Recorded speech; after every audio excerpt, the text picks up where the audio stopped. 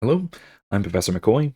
Recently, Trent Horn just put out a podcast episode discussing some of the same issues that I recently discussed with Philip Michael Haro surrounding the controversies following Charlie Kirk's assassination, having to do with free speech. Specifically, he was talking about cancel culture, and he laid out a few rules or guidelines that we can follow for how to know when it is appropriate maybe to cancel someone or in this sort of cancel culture sense, or how we should sort of delineate our approach, our social and political approach to free speech.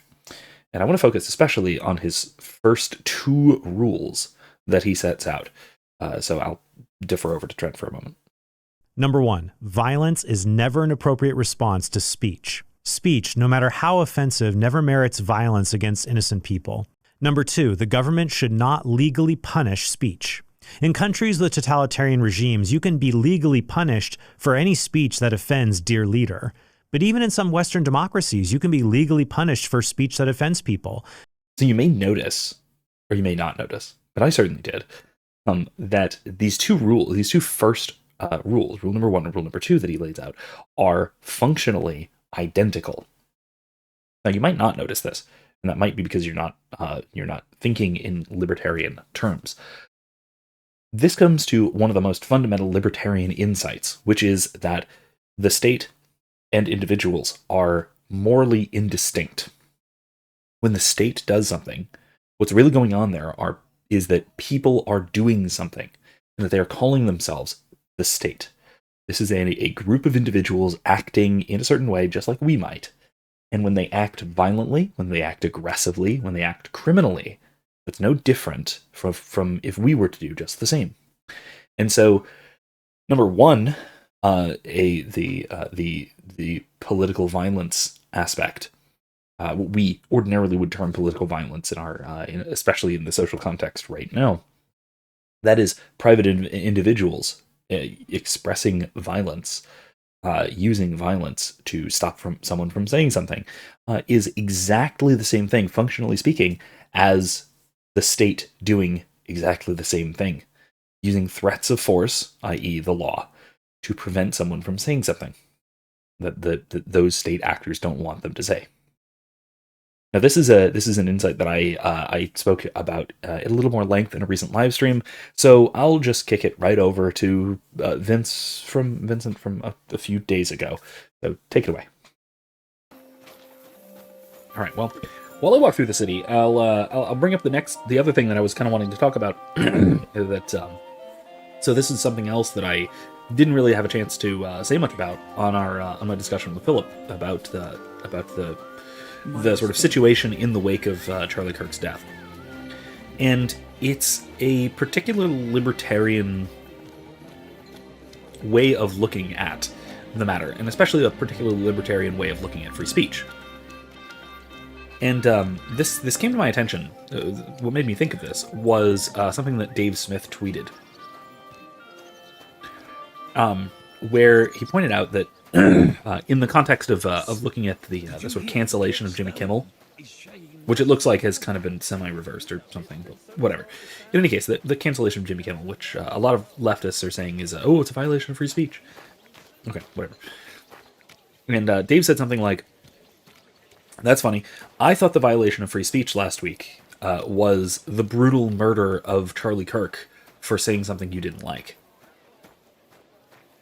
Now, there's a lot of people, and I will say probably mostly people on the left, but honestly, this would probably apply to a lot of people on the right as well, who would hesitate to call the cold-blooded murder of a private individual by a private individual, if that's in fact what happened.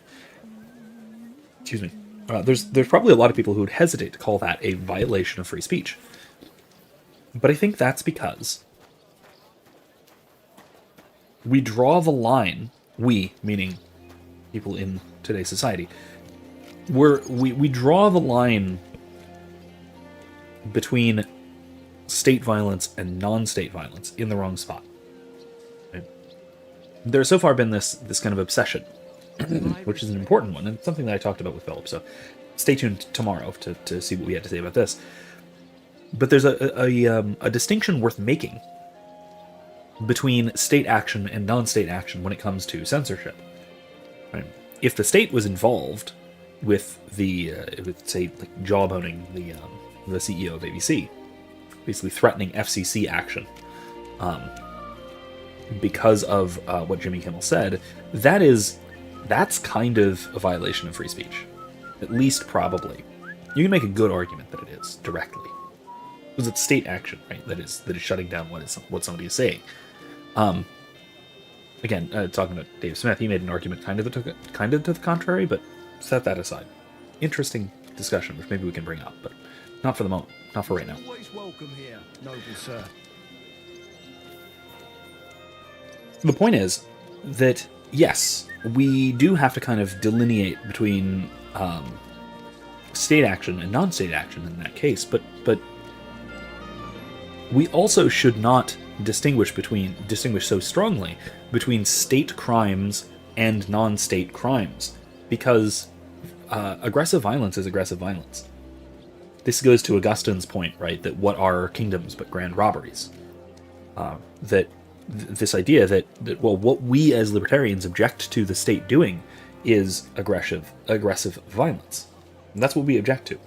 And so, if we object to the state censoring someone, that is to say, what we are objecting to is someone threatening violence against somebody for saying something. That's precisely the same thing as a private citizen, some guy, presumably this Robinson gay furry character, threatening and executing violence against somebody for free speech, for something they said. So it is just as much a violation of free speech, the pseudo right to free speech, to just violently assault or essentially, or in this case, murder someone. That is just as much a violation of the pseudo right to free speech as the state threatening somebody with violence. It's the same thing. Right? When the state does something criminal, it is exactly the same kind of crime as when just somebody does something criminal. Commits an act of aggressive violence. Same thing. That's I think, a really important distinction that we should keep in mind. That the state is not special. They're not somehow above or beyond ordinary humanity. Their crimes are just crimes, like the rest of ours. Their actions are just actions. And if those actions are criminal actions, then the state committed a crime. Or sorry, no, not even the state. An agent of the state committed a crime. Simple as that. This is an insight from Frederick Bastiat. It's a brilliant one. And it's one I wish I'd kind of thought of in our discussion, because we did kind of talk about the other aspect of this, the state action versus non-state action, in terms of like hiring, firing, doxing, all that sort of thing. Again, something to look forward to. I won't rehash much of that conversation that we already had. Just stay tuned to check it out tomorrow when it comes out, tomorrow afternoon.